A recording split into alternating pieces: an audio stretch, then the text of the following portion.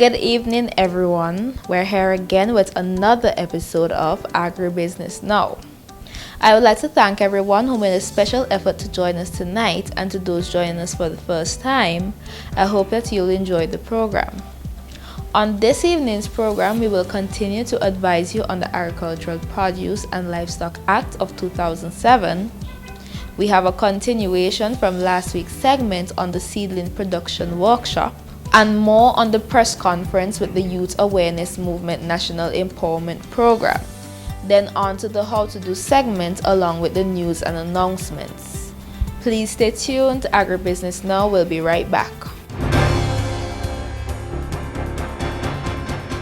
Did you know that the OECS Agriculture Competitiveness Project, otherwise known as AgriCom project, has been officially launched? Well, it was. And the project aims at enhancing access to markets and sales for competitively selected farmers and fisher folks. But to access funds, you must be part of a productive alliance. So what is a productive alliance, you ask? It's a business arrangement between farmers and or fisher folks on one hand, and on the other hand, aggregators. Aggregators can be cooperatives, lead farmers, or marketers and agro-processors. The project provides matching grants to a productive alliance. A minimum of 10 farmers or fishers and an aggregator, such as a lead farmer, a cooperative, marketer, or an agro-processor. Farmers and fisher folk in Productive Alliance can receive up to $8,000, while the aggregator, lead farmer or fisher, cooperative, marketer, or agro-processor can receive up to $120,000. For more information, please contact Ministry of Agriculture, Richmond Hill at 456-1410 or 456-1111, extension 311 or 321, or email agricomsvg@mail.gov.vc. Thank you for staying tuned. If you're just joining us, you're watching Agribusiness Now. On our first segment of the program, we will continue on our journey to understanding more about the Agricultural Produce and Livestock Act of 2007. Mr. Noel Bruce, legal advisor to the Farmer Support Company Limited, has been assisting us with just that. Now, section 16, subsection 3.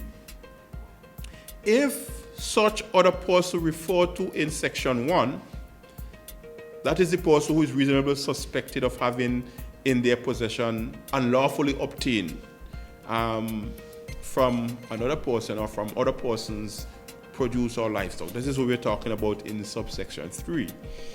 So if such other person referred to in subsection 1 fails to give such account under subsection 2, he commits an offense and is liable on summary conviction to a fine of $10,000 or to imprisonment for 2 years, or to both such fine and imprisonment. So you understand the seriousness of this matter. You can be fined $10,000 or 2 years imprisonment, or both.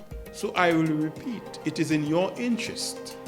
The onus is on you to ensure that you cover your end when you are receiving and when you are passing on agricultural produce or livestock. Now we have these instruments available at the Ministry of Agriculture. And as we have said in previous program, they are only available at the Ministry of Agriculture because the certificate of purchase has certain identifying marks that is only obtained by the Ministry of Agriculture. Now, subsection 4 of section 16. For the purposes of this section, the possession of agricultural produce or livestock by a driver, carrier, agent, or servant shall be deemed to be the possession of such agricultural produce or livestock by the person who employed the driver, the carrier, the agent, or servant to convey the agricultural produce or livestock suspected of having been unlawfully obtained. So it is the driver, the carrier, or your agent, if you are a trafficker, or you are a farmer or a vendor, and you have employed pursues, probably a driver to go and collect stuff on your behalf. According to the Act, you are the one who is responsible, because these persons are acting as your agents, or they're acting in your employment. So therefore, if you're a vendor, if you're a trafficker, you're a farmer, and you have persons acting on your behalf, you should ensure that they comply with these acts and they comply with your instruction, because at the end of the day, the one who is liable is you. So we are encouraging you to come register if you're a farmer and get a farmer ID. If you're a vendor, to get your certificate of registration, or a butcher, or any other such persons who this act will who touch and concerns, so that you will have in your possession, and also you will be knowledgeable as to the procedures that you must follow, and the lawful procedures when transacting business dealing with agricultural produce and livestock. We are here to guide you.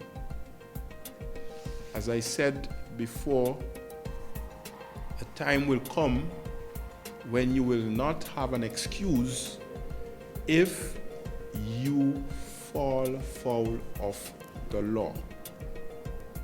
Comply with the law, and everything will be okay. If you do not follow the stipulation of the act, you are liable to get into trouble, and you have no one to blame but yourself. On last week's segment, we featured the seedling production workshop at the Sans Souci Learning Resource Center, which is part of a seedling production project. On this week's segment, we have a continuation featuring the facilitators and participants from the workshop. Here is Wilbert Jack of the Communications Unit with more. In this feature, we continue with the launch of activities for Women in Agriculture for Rural Development W.A.R.D, which was held on Tuesday, July 30, 2019 at the Learning Resource Center in Sans Souci. The project, which is funded by the Caribbean Development Bank and initiated by the Basic Needs Trust Fund, aims to sensitize mainly the female farmers in Region 3. The launch, which was followed by a workshop, was ably facilitated by Extension worker Lynette Thomas, who explained the process of seedling production. This afternoon, I demonstrated to the participants the importance of seedlings and proper and quality seedlings to grow within their nursery. I impart to them my knowledge in terms of seedlings production, and I expect them to carry out all the fine qualities that I give them to deliver a proper seedling to the public. I know today in St. Vincent that we have limited seedling nurseries, and working with W.A.R.D today, it's an encouraging spirit, because the amount of young women and mothers I see take part in the workshop today, I can see the enthusiasm that they really want to do this for the public and for the farming community. So I encourage farmers, I encourage the public, housewives who will be doing farming or backyard gardening to really come out and support W.A.R.D when they actually launch their greenhouse and their nursery production. I encourage them to plant quality seedlings, so in so doing they will be able to give the public and the farmers in St. Vincent and the Grenadines a proper seedlings at the end of their cycle in seedling production. Some of the participants shared what they gathered from the workshop. I'm a farmer by profession. I farm in Congo Valley. I do lots of different variety of vegetables. But today I learned something new. Normally when I set up my seed, I would not soak it with the rice lick. But today I learned that. That is something that I learned new today. So I definitely is going to take back this with me and to practice it. Our group now age is about 10 years plus. But 3 years ago, 2016, we normally produce seedlings, vegetable seedlings. And one morning we went and somebody, some unscrupulous person or whatever, they went and they took our seedlings, they take sweet pepper, cabbage and tomatoes and spray the rest with some sort of unknown chemical. So we were so despondent and down, confused, not knowing what to do. And our customers keep calling for seedlings all along the line. So we met time after time what we should do, how we should do. Then we decided to visit the Minister of Agriculture. And we put our plight to him because we need to fence the place properly, put in security fencing. And then from that we've been pondering and wondering, and one day I went into BNTF office and I started chatting with Mr. Johnson. We told him what is happening, and now we realize that our cry did not go unheard.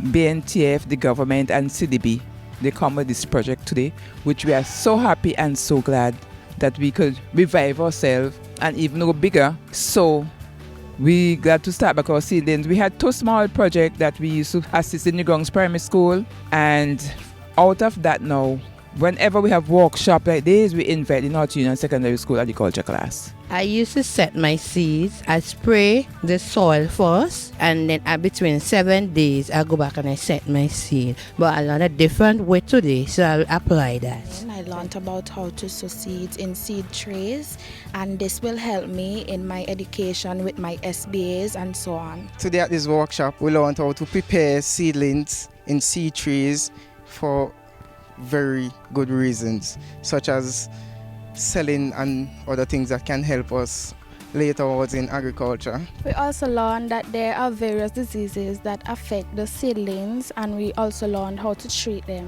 Right now we're glad for this project to get unseen. So we're going to work hand in hand and get this thing moved up. Next up is a continuation from last week's feature on the media briefing for the Youth Awareness Movement National Empowerment Program. Here is Honorable Soboto Caesar, Minister of Agriculture, Forestry, Fisheries, Rural Transformation, Industry and Labour, to give us a brief synopsis on the activities. I always keep dearly to me a very important mantra, that in order to develop a country, there is a need for an exceptional cadre of multi-talented and multifaceted young persons. That young people must not be selfish and purely inward looking, only attending to their personal needs. But a young man and a young woman, a young person, will begin to thrive when they start to interact with people in the community. When they start to look at the problems and the issues to be addressed by the community, and they start to form groups to address some of these problems. Because when you have individuals working together at the community level to create that strong platform for nation building, we are going to have a stronger social fabric. We're going to have a stronger nation. And with stronger nations in our region, we're going to have a better OECS platform, a more prolific CARICOM platform, a stronger region, and then we can see many of the positive changes and implications on our world. I know that a young man or a young woman will say, well, when Soboto was our age, he may have been focused more on drop-off and spending time with his friends playing football. But even playing football and being part of a cricket team and a football team and have it in an organized way where we have competitions, those are the kinds of things that we have to engender more as young people. During the course of this month, we are going to see several meetings being held in different districts. The announcements will be on the radio. I'm encouraging persons to come out to these meetings because it's going to be dealing with young people, youth, entrepreneurship, and having a national drive. We're also going to engage the Christian youth community because it is very important that we have a spiritual youth revival in our country as we move forward. We are seeing unfolding before our very eyes the Sports Against Crime program and also very importantly the Renewal at 40 program. And we expect between August 1st, Emancipation Day, and October the 27th, when we celebrate our national independence, 40 years of national independence, that by that time, the Youth Awareness Movement National Empowerment Program would have delivered some results already. This is not a short-term program. This is a program that we expect to live on. Of course, from time to time, the original faces may change, but the original precepts will always remain. I also want to encourage my brothers and sisters from Nigeria to also create a platform whereby other Nigerian students who are studying in St. Vincent, and I know there's students here from Ghana as well, not to just come to St. Vincent and the Grenadines and be students. I know that the courses could be a bit intense. I was advised by Dr. Brown, Caesar, but we are one people. And I could recall vividly when the president from Ghana visited St. Vincent and the Grenadines, that he outlined very clearly the critical importance for us to renew our ties with the people of Africa. Please stay tuned. Our How to Do segment is up next. You do not want to miss this. Did you know that the OECS Agriculture Competitiveness Project, otherwise known as AgriCom project, has been officially launched? Well, it was. And the project aims at enhancing access to markets and sales for competitively selected farmers and fisher folks. But to access funds, you must be part of a productive alliance. So what is a productive alliance, you ask?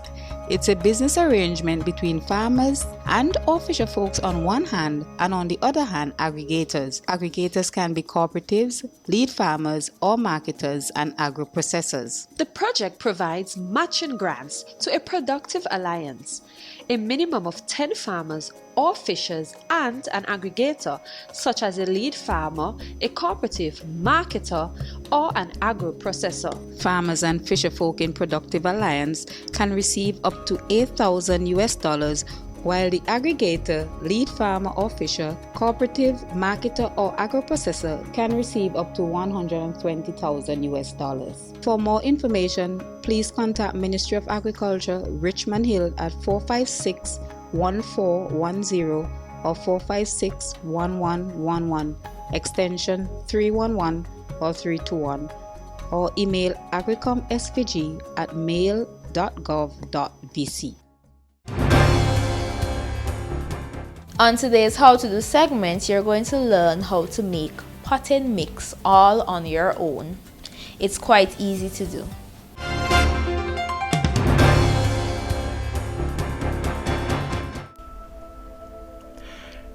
Preparing potting mix for young plants. To begin, you need coconut shell or fiber, pen manure, and Rabaca gravel. It's important that the coconut fiber is collected from moco-free areas. The mixture of all materials is made up of 3 parts buckets or wheelbarrows of decomposed coconut fiber, 2 parts pen manure, and 1 part Rabaca gravel. Mix all materials thoroughly. This is to ensure a good drainage structure, aeration, and water holding capacity. Next, sterilize the mixture at a temperature of 80 to 100 degrees Celsius. If you don't have a sterilized machine, it is advisable to use a suitable soil-acting fungicide such as Rizolex at 1 teaspoon to a gallon water.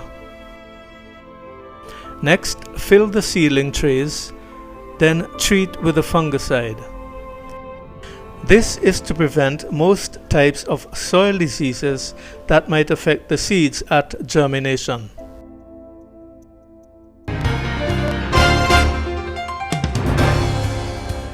Here are the news and announcements. Cattle farmers from Fancy to Peruvian Vale who are interested in commercial cattle production are asked to contact the Newgrounds Agricultural Station at 4511683. That's 4511683. Persons farming in the Sandy Bay area, please be informed registration for Farmers ID would take place in Sandy Bay on 20th August 2019 at the Sandy Bay Learning Resource Center from 10 a.m. to 2 p.m. Persons who are registering for Farmers ID must bring along with them National Identification Card or Passport, Vincent, the deed if the land belongs to you, permission letter if you have permission to use the land, rent or lease agreement and or a recent receipt.